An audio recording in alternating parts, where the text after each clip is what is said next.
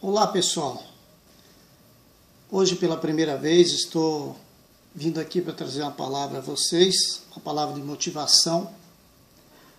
Minha primeira palavra no YouTube, na verdade meu início no canal, eu quero trazer uma palavra assim que edifique. Tem tantas pessoas que estão passando por momentos difíceis, dificuldades.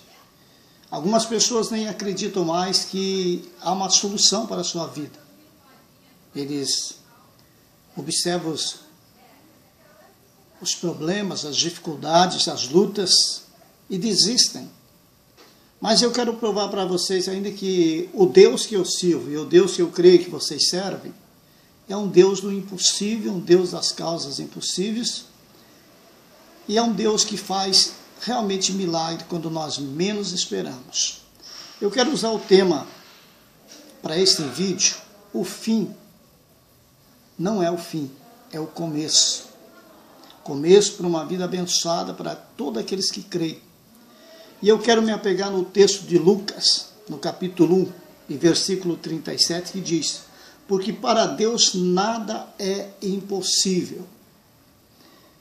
Eu devo dizer que creio muito nessa palavra, porque essa palavra ela é tremenda, ela é eficaz. É uma palavra que nos traz fé, nos traz segurança, nos traz proteção. Porque nós vivemos num mundo conturbado, um mundo difícil de se viver, onde nós vemos tanta luta, tanta violência, tanta dificuldade e tanta corrupção. Mas quando nós olhamos para a Bíblia, a palavra viva do Senhor, nós observamos que ali está a saída para tudo. E para todas as coisas que nós achamos impossíveis. Que nós não olhamos às vezes com os olhos da fé, mas olhamos com os olhos da desconfiança, da insegurança, da falta de fé. E desta forma não chegamos a lugar nenhum. Mas eu quero usar o tema, o fim, não é o fim, mas é o começo. E eu quero citar alguns homens de Deus que o diabo disse para eles na Bíblia que eles estavam derrotados. Sabe que o diabo ele é o nosso adversário. E ele tem o prazer de chegar a você e dizer: está terminado, está acabado. Para você não há mais jeito. Essa dificuldade que você está enfrentando é o fim. Acabou. Esse teu Deus aí, não se preocupa com ele, não. Ele não pode fazer nada mais para você. Desista. Em algumas situações até ele diz para na tua mente, o teu coração: pegue e morra. Tira a tua vida, porque para você não há mais solução. Mas eu vou mostrar a vocês alguns exemplos de homens que estavam desistindo, que foram grandes homens na presença de Deus, mas que pelo momento se acovardaram. Pelo momento eles acharam que para eles tinha acabado. Que a perseguição que veio sobre eles era maior do que o seu Deus. E eram homens tementes a Deus. Homens que você hoje ou tem como exemplos. Homens que eram segundo o coração de Deus. Homens que viviam uma vida totalmente diferente da que vivemos hoje. Então eu vou lá para o texto de 1 Reis, do capítulo 19, do versículo 4 ao versículo 7, fala de um homem muito importante, um profeta tremendo, chamado profeta Elias. Profeta Elias, para vocês que conhecem a Bíblia, são pessoas entendidas da palavra, pessoas sábias. Creio que estou falando aí com pessoas sábias. Pessoas que procuram ouvir a palavra de Deus são pessoas sábias. E creio que você, por muitas vezes, ouviu sobre a história de Elias, grande profeta. Pode até ser chamado um dos profetas menores, mas um grande profeta, um grande homem de Deus. Exemplo em tudo. Homem que fazia tudo o que Deus determinava. Enfrentava a morte, mas a palavra de Deus ele anunciava, ele proclamava. Mesmo os reis se levantando contra ele e todos aqueles que não aceitavam a mensagem do Senhor. Mas chegou uma certa feita que Elias viu que tudo estava desmoronando. Quando ele matou os profetas de Baal, e a rainha Jezabel começou a persegui-lo. Mas ele já tinha feito tantas coisas maravilhosas e de repente temeu uma filha de Belial, uma filha do diabo. Quando ele matou os profetas de Baal, a rainha o perseguiu. Qual foi a primeira coisa que Elias fez? Elias nos deixou assim, decepcionado nesse texto. Porque Elias não chegou diante do Senhor e disse: Deus, socorre-me. Deus, eu estou aqui. Eu preciso de ti, Senhor, tu és a minha segurança, a minha força. Tu és o meu escudo. Não, Elias não falou isso. E ele era um homem de Deus. Mas Elias procurou a fuga. Fala: aqui eu vou me sair melhor. Elias olha para a situação e diz: eu vou fugir porque senão eu vou morrer. E se eu vou morrer, eu quero que o Senhor tire minha vida, então eu vou sair daqui. Entendo, irmãos, que eu estou parafraseando, porque Elias usou esta palavra: se alguém vai me matar, então que seja Deus. Mas eu estou parafraseando para você entender. E Elias corre para o deserto, encontra ali um zimbro, uma pequena árvore, um arbusto, e ele se deita ali e pede a morte. Vamos dizer assim que ele disse: ó Deus, só fiquei eu por profeta, sou eu melhor que os outros? Não sou. Então eu quero morrer. Todos já morreram, então deixa que eu morra. Jezabel me persegue, quer tirar minha vida, então o Senhor tira. Chega, já deu o meu tempo. Sabe, meu irmão, minha irmã, você que me ouve, às vezes você acha que você é Deus, que você sabe quando é o teu tempo de parar, ou quando é o teu tempo de continuar. Mas somente Deus pode te dizer quando você deve parar, ou quando você deve começar. Quando você está na direção de Deus, você pode caminhar, porque você caminha para a vitória. Elias teve um momento de fraqueza, um momento que ele se acovardou. Mesmo sendo ele um grande homem de Deus, mas ele se acovardou. Assim acontece comigo, acontece com você, meu irmão, minha irmã que me ouve. Tem momentos que você se acovarda. Tem momentos que você diz: acabou, não dá mais, não quero mais. Alguns desistem da fé. Outros desistem de proclamar esta palavra viva. Líderes, homens que foram usados tremendamente por Deus, desistem, porque se sentem num vale, se sentem num deserto, olham para os lados e não vê saída. Mas, meu irmão, minha irmã, a nossa única saída é Jesus Cristo. Não há outra saída humana. A saída é Jesus. Ele abre as portas. Ele usa a parte humana para que se abram as portas. Mas é Ele é a saída. Ele é a razão de nós vivermos, Ele é a razão de nós fazermos a obra. Ele que morreu por nós em uma cruz. Sofreu morte vicária na cruz do Calvário. Deu a sua vida por pessoas que não tinham o mínimo respeito por Ele. Mas Ele deu a sua vida. Então observa. Aquele homem, importante profeta, Elias, grande homem de Deus, fica embaixo daquela pequena árvore e diz: Senhor, tira a minha vida porque não dá mais. E deita ali e dorme. Mas de repente Deus manda um anjo até ele. Sabe, nessa hora Deus está de repente mandando um anjo para tocar em você, que está dormindo o sono espiritual, que está desistindo de tudo. Mas Deus mandou o anjo aí para tocar em você, porque Deus, Ele mandou o anjo para tocar em Elias. Elias estava dormindo e o anjo foi e tocou. Elias, levanta e come, porque eu coloquei o pão aí para você. Também coloquei a água do ribeiro aí para você. Levanta, se alimenta e recomece. Elias levantou, se alimentou, mas o que Elias fez? Ah, meu irmão, minha irmã, às vezes nós fazemos isso. Deus nos alimenta com a sua palavra, nos dá força, e nós tornamos a ir dormir. Não fazemos aquilo que Deus quer que nós façamos, perdão. Mas observa que quando ele começou a dormir novamente, o anjo tocou pela segunda vez. O anjo não desistiu dele. Sabe por quê? Porque Deus não desiste de você. Quando você realmente quer Deus no teu coração, quer fazer a obra dele, quer se levantar, Deus não desiste de você, porque ele é Deus da tua vida. E Deus observou Elias e viu que Elias estava acovardando, então ele usou o anjo para tocar a segunda vez, disse: Elias, levanta, come, te fortaleça, porque você tem muito o que fazer ainda. Naquele momento Elias acordou. Senhor, eis-me aqui.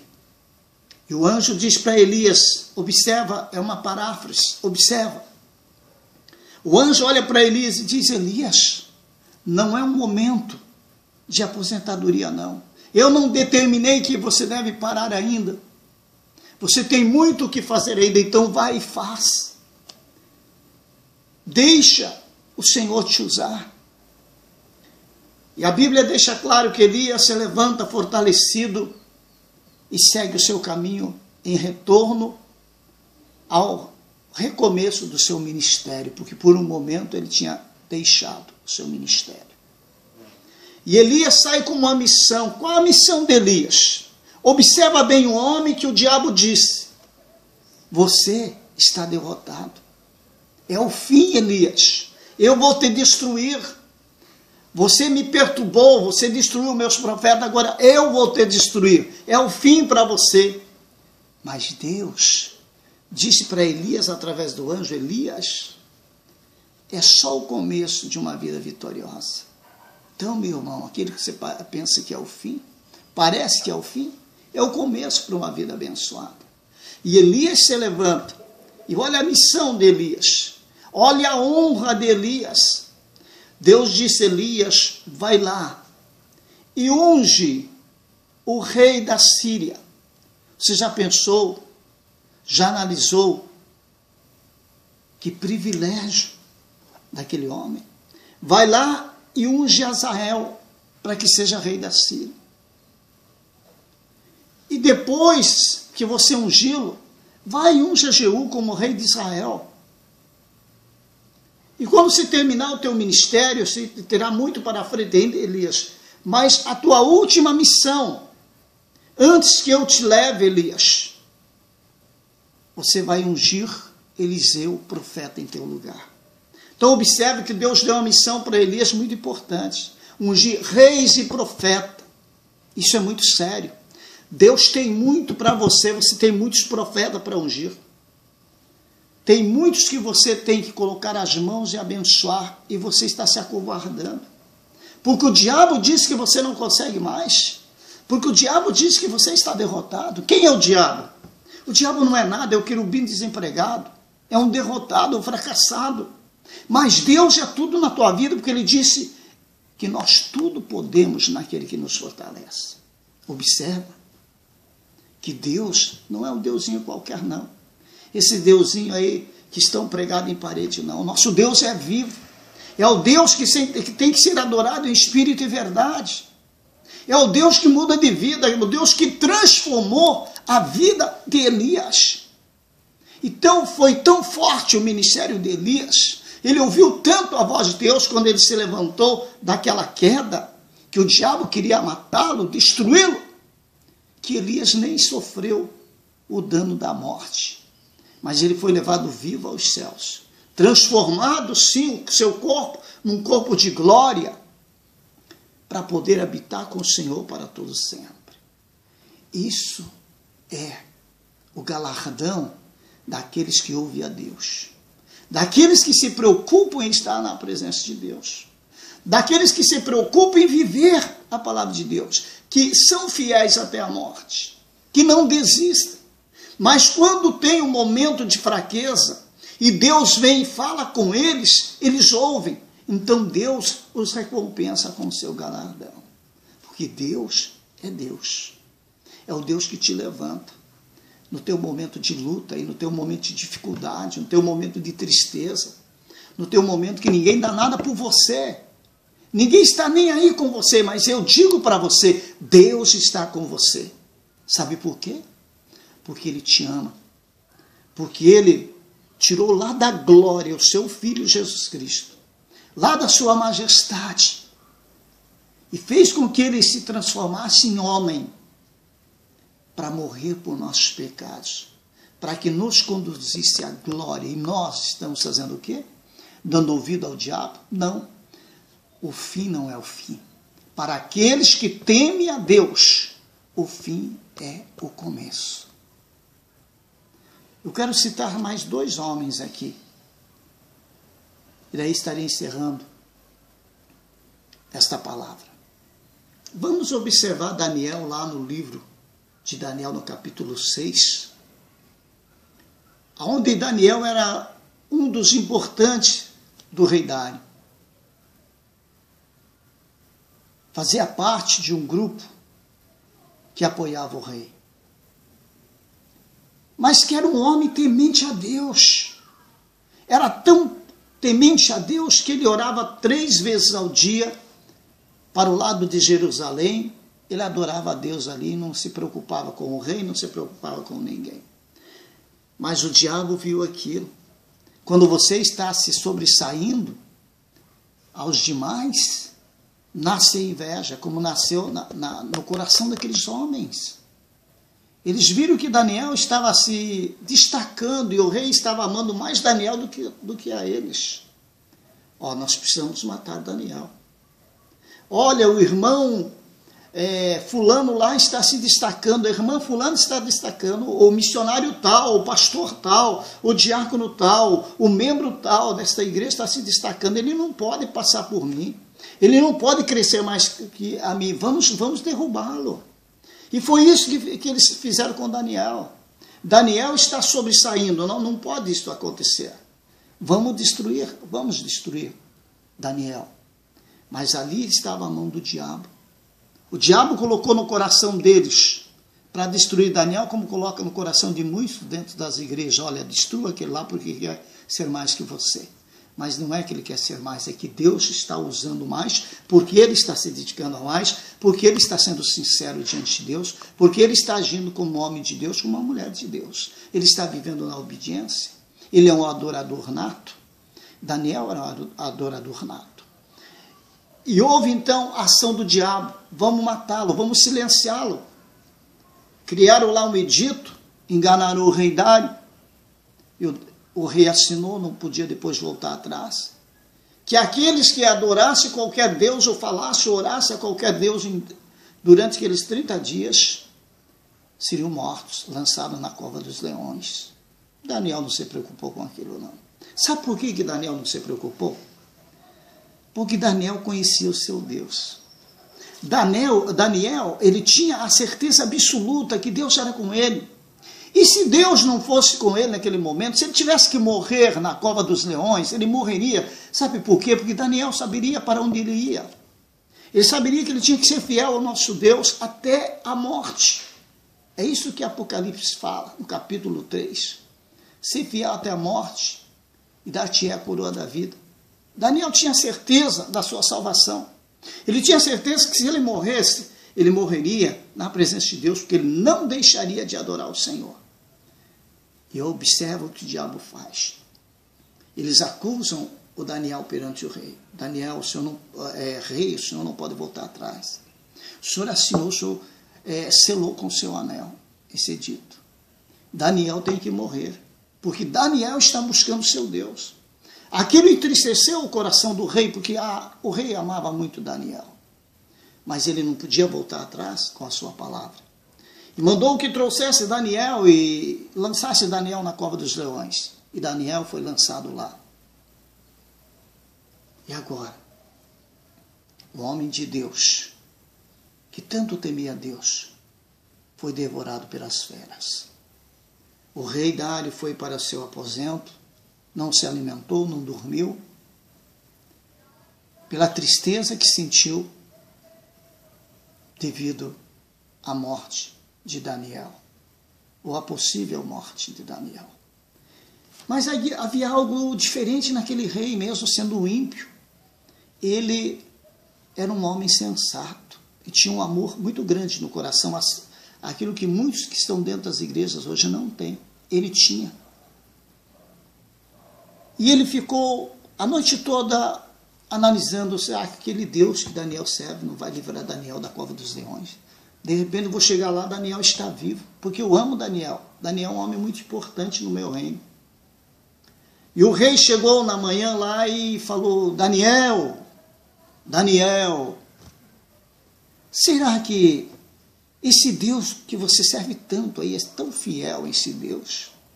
Será que por acaso ele não livrou você da boca dos leões?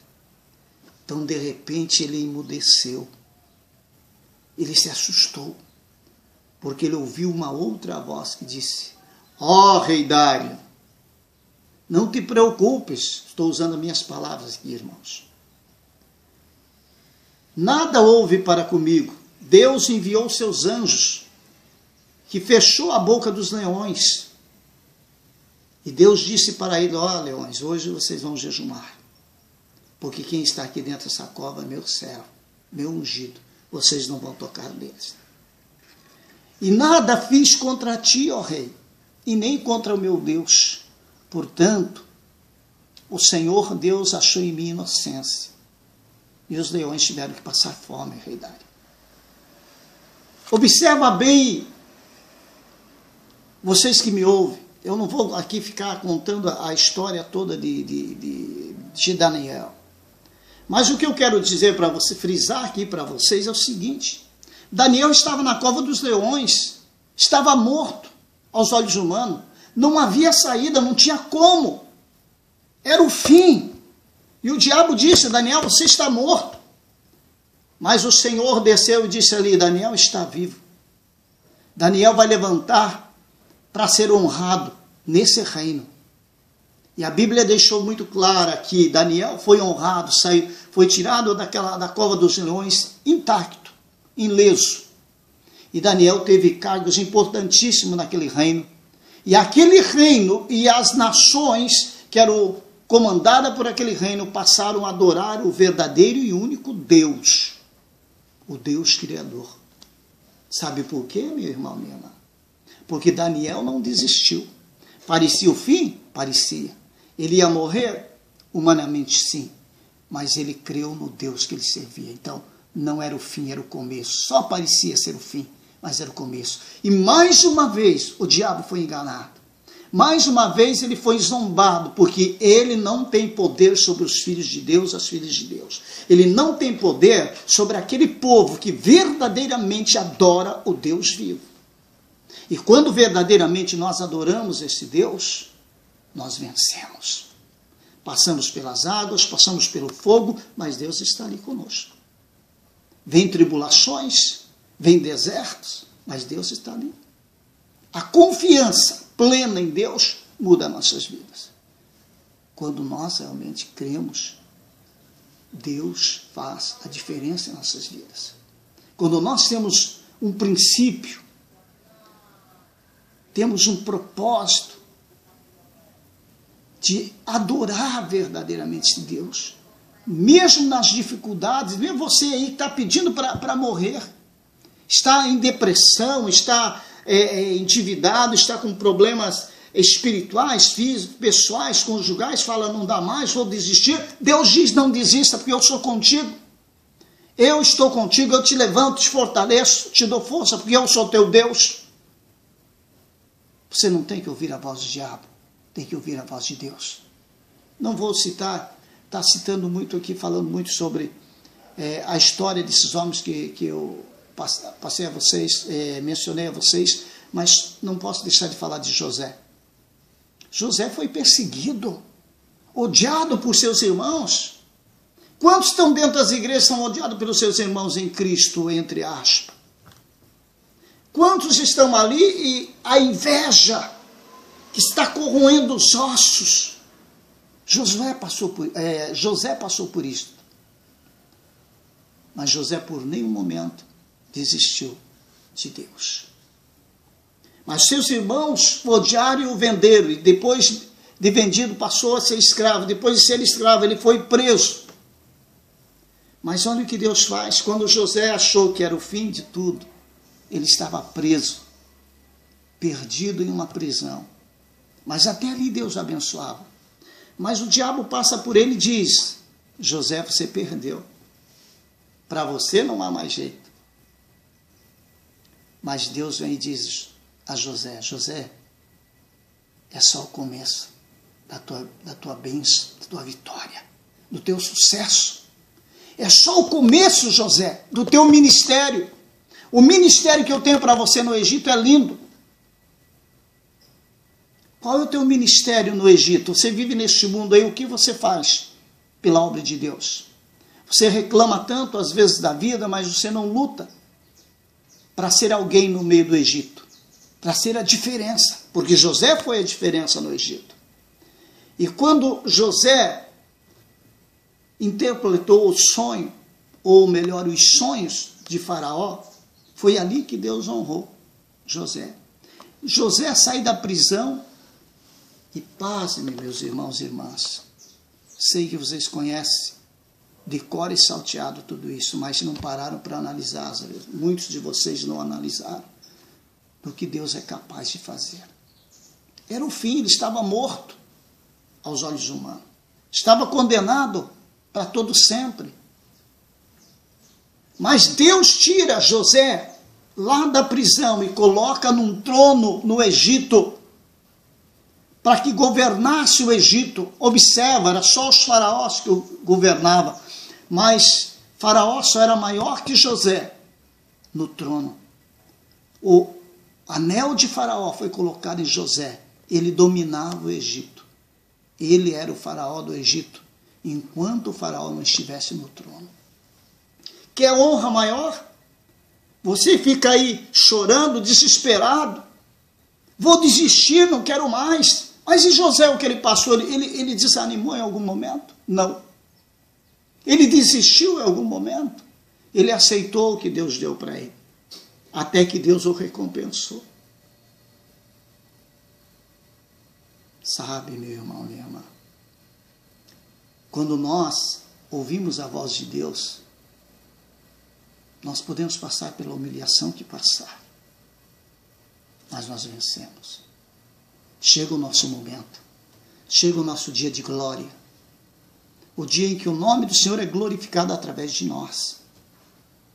Mas você, meu irmão, minha irmã, precisa observar e ter fé, confiança. Cria que esse Deus não mudou. Ele olhou para o seu povo israelita e disse: não temas, que eu sou contigo. Isso é diferente com a igreja? Não, nós somos a nação peculiar de Deus. Nós somos a nação peculiar. E ele diz para nós: não temas, porque eu sou contigo, eu sou seu Deus. Vocês são mais que vencedores. Para encerrar aqui esta palavra, eu quero dizer o seguinte a vocês: um certo pastor, uma determinada igreja, não vou falar o nome do ministério, mas quero falar o nome do pastor para honrá-lo, pastor Onofre da Silveira. Ele estava cuidando da sua escola de ministério e havia um lindo jardim naquela escola. Mas com uma seca, tantos meses sem chuva, aquele jardim se secou, ficou horrível. Ele observou, passava um riacho perto da escola. Ele arrumou uma bomba e falou: eu vou lançar água aqui para que venha germinar de novo essa grama, venha ficar bonita. Mas quando ele estava fazendo isto, passou um anciãozinho e disse: pastor, pois não, o que o senhor está fazendo é errado. Como assim? Estou lançando água para dar vida a essas gramas, essa grama, melhor dizendo. Está errado, pastor. Coloca fogo. Fogo? Eu vou destruir tudo. Tudo aquilo que era ali eu vou destruir. Se eu colocar fogo, aí acabou. Coloca fogo, pastor. E o pastor foi inteligente, prudente, ouviu o conselho do ancião, que era um homem sábio, e ele colocou fogo. Queimou toda aquela grama, todo aquilo que já estava seco, amarelo, enfim, queimou. Passado alguns meses, nasceu das cinzas a melhor grama daquele ministério, daquele jardim, daquela escola de ministério. Lindo ficou o jardim. Então observa, aquilo que estava morto reviveu, parecia o fim daquele jardim, mas Deus trouxe vida. Lá do meio das cinzas ressurgiu o melhor jardim. Às vezes você está lá no meio das cinzas, você está sendo destruído, queimado, mas Deus te levanta das cinzas. Deus te traz a vida. Deus te renova teu ministério, tua vida, teu casamento, te renova o relacionamento com teus filhos. Deus muda a tua situação, muda a situação da tua saúde. Deus restaura tudo. Basta você crer que o fim é o começo de uma vida abençoada, assim como foi com Elias, assim como foi com o homem de Deus Daniel, assim como foi com José, e assim será com você. Assim como aconteceu com aquele jardim, pode acontecer com você. Se você levanta das cinzas, ninguém dá mais nada por você, ninguém mais está dando valor nenhum a você, está virando as costas para você. Mas eu te digo, meu irmão, pode teu pai, tua mãe te desamparar, Deus não te desampara, Deus não te deixa só, porque Deus tem propósito na tua vida. Guarde bem esta palavra. Não temas, porque Deus é contigo. Passe a luta que passar, venha a tempestade que vir, Deus é contigo. Deus te abençoe.